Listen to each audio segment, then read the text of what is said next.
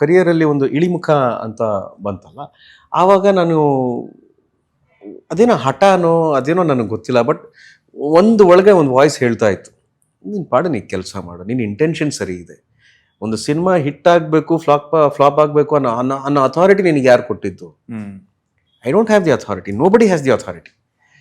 By God's grace ಕೆಲವ್ರಿಗೆ ಕೂಡ್ಕೊಂಡು ಬರುತ್ತೆ, ಒಂದು ಸಿನಿಮಾ ಯಶಸ್ಸು ಕಾಣುತ್ತೆ, ಅವ್ರಿಗೆ ಹೊಂದೋವಂಥ ಪಾತ್ರ ಯಾರೋ ಒಬ್ರು ಬರ್ದಿರ್ತಾರೆ, ಅವ್ರಿಗೆ ಹೊಂದೋವಂಥ ಯಾವುದೋ ಒಂದು ಹಾಡೆಲ್ಲೋ ಸಿಕ್ಬಿಟ್ಟಿರುತ್ತೆ, ಆ ಕಥೆ ಹತ್ರ ಹೊಂದ್ಕೊಂಡ್ ಬಂದಿರುತ್ತೆ. ಬಹುಶಃ ನನಗಾದ್ರೆ ಯಾಕೆ ಆಗ್ಲಿಲ್ವೇನೋ ಅಂದ್ರೆ ಎಲ್ಲಾ ತರ ಪಾತ್ರಗಳು ಮಾಡ್ಬಿಟ್ಟೆ initially.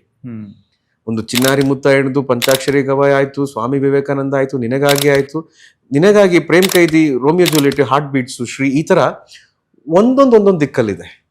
I was not made to be a mass hero, I was not made to be a romantic hero. ಎಲ್ಲ ತರ ಆಗಿದ್ರಿಂದ ಮೋಸ್ಟ್ಲಿ ಸ್ವಲ್ಪ ಆಡಿಯನ್ಸ್ ಮೇಕರ್ಸ್ ಕನ್ಫ್ಯೂಸ್ ಆಯ್ತು, ಇವ್ರಿಗೆ ಏನ್ ಬರಿಬೇಕು, ನಾವು ಎಲ್ಲಾ ತರ ಮಾಡ್ತಾರಲ್ಲ ಅಂದ್ರೆ ಕೆಲವರಿಗೆ ಇವ್ರಿಗೆ ಇಂಥದ್ದು ಬರಿಬೇಕು, ಇವ್ರ ಈ ತರ ಮಾಸ್ ಹೀರೋ, ಇವ್ರ ಈ ತರ ಫೈಟು, ಇವ್ರ ಈ ತರ ಸಾಂಗು ಡೈಲಾಗು ಅಂತ. ಆ ತರ ಆಗ್ಲಿಲ್ಲ.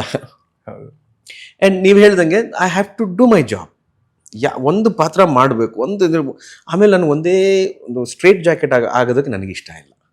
ನಾನು ಬರೀ ಮಾಸ್ ಸಿನಿಮಾ ಮಾಡಬೇಕು, ನಾನು ಬರೀ ಕಾಮಿಡಿ ಮಾಡಬೇಕು, ನನಗೆ ಇಷ್ಟ ಇರಲಿಲ್ಲ ಅದು. ನನಗೆ I wanted to become a good actor.